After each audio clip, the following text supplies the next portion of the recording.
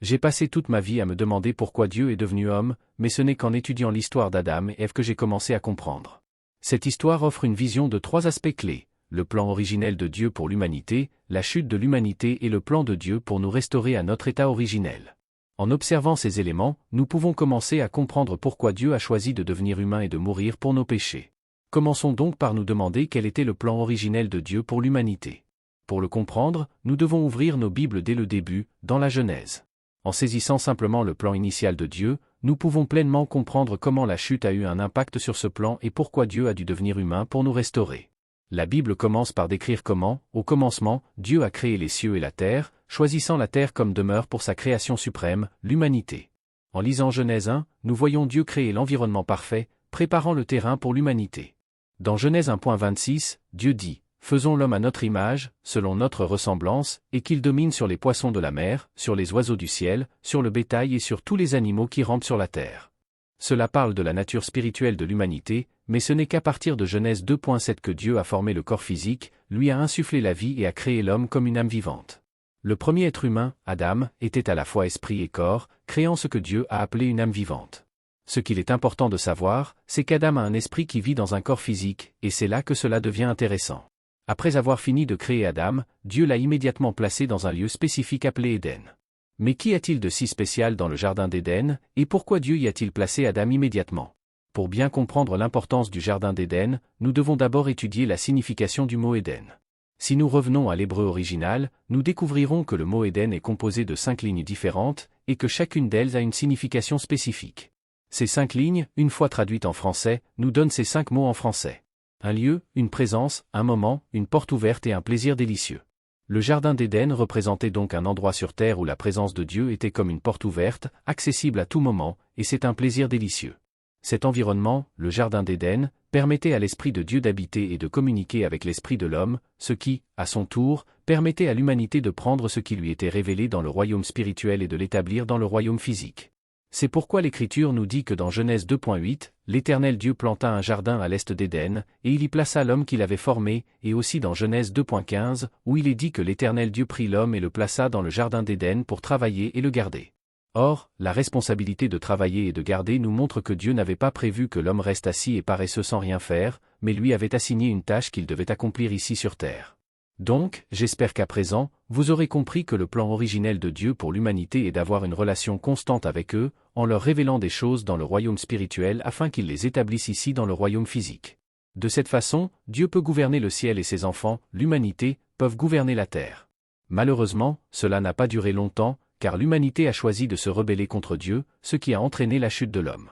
Comme l'humanité a été créée à l'image et à la ressemblance de Dieu, l'humanité a aussi son propre libre arbitre pour faire ce qu'elle veut, comme Dieu, son Créateur. Alors, pouvez-vous deviner ce que Dieu a fait?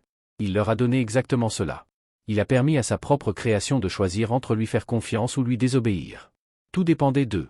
Ainsi, dans Genèse 2.16, le Seigneur Dieu ordonne à l'homme: « Tu mangeras de tous les arbres du jardin, mais tu ne mangeras pas de l'arbre de la connaissance du bien et du mal, car le jour où tu en mangeras, tu mourras certainement. » Encore une fois, cela permet à l'humanité de choisir et de faire confiance à Dieu afin qu'il lui révèle ce qui est bien, ou de devenir juge de ce qui est bon ou mauvais pour elle-même.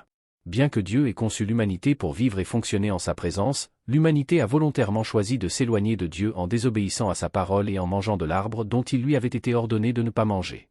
L'histoire se déroule dans le récit suivant. Le diable, déguisé en serpent, tenta Ève, qui finit par céder à la tentation et mangea du fruit de l'arbre de la connaissance du bien et du mal, et en donna également à son mari, qui en mangea également. Cela signifie qu'Adam et sa femme, Ève, ont désobéi à la volonté connue de Dieu et ont mangé du fruit de l'arbre dont Dieu leur avait ordonné de ne pas manger. À cause de leur désobéissance, ils ont dû subir les conséquences de la mort, car, comme Dieu l'a clairement dit, le jour où vous en mangerez, vous mourrez certainement. Cependant, la Bible est très claire lorsqu'elle dit qu'Adam a vécu 930 ans après avoir mangé du fruit de l'arbre de la connaissance du bien et du mal. Dieu a donc menti ou quelque chose s'est produit que la plupart d'entre nous ont négligé. Par exemple, les Écritures nous disent qu'après avoir péché, Adam et Ève ont immédiatement su qu'ils étaient nus, alors ils ont essayé de se couvrir en cousant des feuilles de figuier. Cependant, après avoir été confrontés à Dieu sur ce qui s'est passé, Dieu fait quelque chose de très étrange. Il tue un animal et à partir de cet animal, Dieu fabrique des tuniques de cuir pour les couvrir. Cela nous amène à la question suivante. Les feuilles de figuier ne font-elles pas de bons vêtements ou y a-t-il une révélation plus grande que Dieu essaie de nous révéler? Et s'il y a une révélation plus grande, quel est son rapport avec la raison pour laquelle Dieu est devenu homme? Après tout, quel est le rapport entre l'histoire d'Adam et Ève et la raison pour laquelle Dieu Tout-Puissant a décidé de prendre forme humaine et de mourir pour nos péchés? Eh bien, c'est à ce moment de l'histoire que je suis émerveillé par Dieu, car en tuant un animal et en couvrant Adam et Ève de sa peau, Dieu nous a révélé sa miséricorde, mais pas sa justice, du moins pas encore. La miséricorde de Dieu se manifeste dans le fait qu'au lieu de faire mourir Adam et Ève, Dieu a décidé de leur pardonner la vie en sacrifiant un animal à leur place, mais pas leur justice, car Dieu a dit, « Le jour où tu en mangeras, tu mourras certainement, non pas un animal, mais un être humain fait de chair et de sang. » La mort d'un animal était donc une solution temporaire à une résolution éternelle. Mais quelle est cette résolution éternelle? Vous vous demandez peut-être. La vérité est que parce qu'Adam et Ève ont péché, ils méritaient la peine de mort, mais parce que Dieu nous aime tellement, il a retardé son châtiment jusqu'à ce qu'il libère ceux qui étaient piégés en eux. Vous voyez, piégé à l'intérieur du premier homme et de la première femme se trouvait le reste de l'humanité, car nous sommes tous des descendants d'Adam et Ève. Ce qui nous amène à la troisième partie de l'histoire, le plan de restauration de Dieu pour l'humanité, car Dieu savait que piégé à l'intérieur d'Adam et Ève se trouvait le reste de l'humanité. Dieu leur a pardonné la vie en offrant un animal en sacrifice de sang à leur place, mais parce que l'humanité avait été contaminée par le péché, elle ne pouvait plus vivre en présence de Dieu. En conséquence, Dieu a expulsé l'humanité du jardin d'Éden, de sa sainte présence, mais en faisant cela, l'humanité est morte spirituellement. Si vous vous souvenez, le plan originel de Dieu pour l'humanité était qu'elle vive de l'intérieur vers l'extérieur, ce qui signifie qu'elle prendrait ce qui lui était révélé par l'Esprit de Dieu et l'établirait ici sur terre, tout comme Dieu l'a fait au ciel. Cela n'était possible que lorsque l'humanité vivait en présence de Dieu, mais parce qu'elle était séparée de sa présence, l'humanité ne pouvait plus recevoir la révélation de l'Esprit de Dieu. Mais heureusement, avant d'expulser l'humanité du jardin d'Éden, Dieu nous a donné l'une des plus grandes promesses sur la raison pour laquelle l'homme a été créé et est mort pour nos péchés. Car dans Genèse 3.15, Dieu dit au diable, « Je mettrai inimitié entre toi et la femme, entre ta postérité et sa postérité. Il te blessera à la tête, et tu le blesseras au talon. » Mais comment est-ce la preuve que Dieu s'est fait homme? Quand Dieu dit au diable, « Je mettrai inimitié entre toi et la femme, entre ta descendance et sa descendance », Dieu nous révélait l'une des premières prophéties bibliques qui dit que, par la descendance de la femme, viendra quelqu'un qui écrasera la tête du serpent, mais ce faisant, le serpent viendra lui blesser le talon. Alors, qui est la descendance de la femme? Eh bien, pour répondre à cette question, nous devons passer à une autre prophétie faite dans Isaïe 7.14, qui dit, « Ici, la Vierge concevra et enfantera un fils, et elle lui donnera le nom d'Emmanuel. » Maintenant, j'ai une question.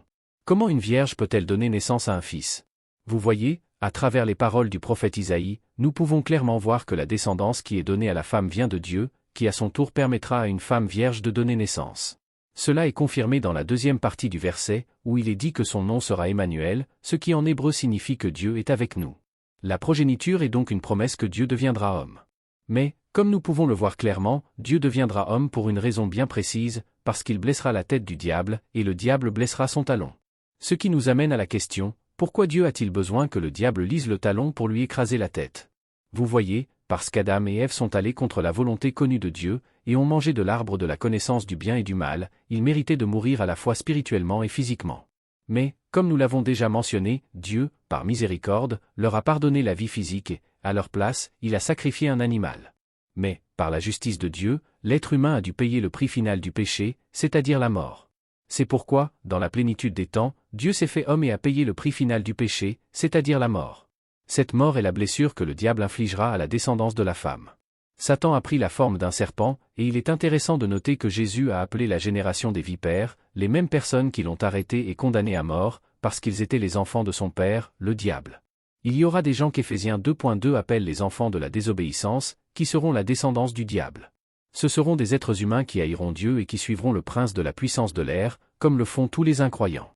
Dieu dit que la descendance de Satan aura une inimitié contre la descendance de la femme.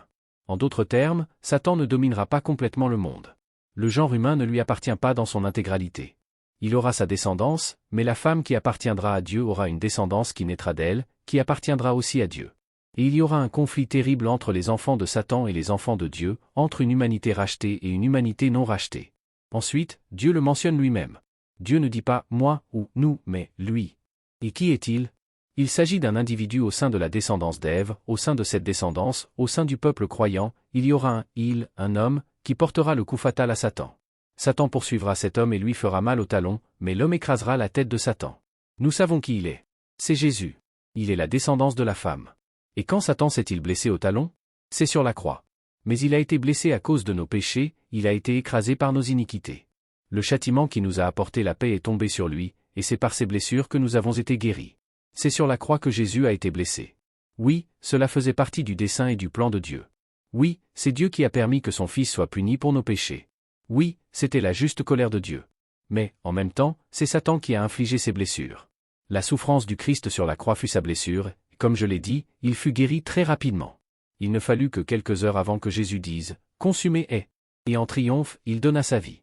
Cette blessure a servi le dessein de Dieu. Bien sûr, elle a été infligée par Satan, car Satan était la source du péché. Satan était la source du système corrompu du monde. Satan est le tentateur qui a plongé toute la race humaine dans le péché. C'est donc en grande partie Satan qui est responsable de tout cela. Il est donc responsable des blessures de Jésus, même si elles s'inscrivent dans le cadre du dessein judiciaire de Dieu.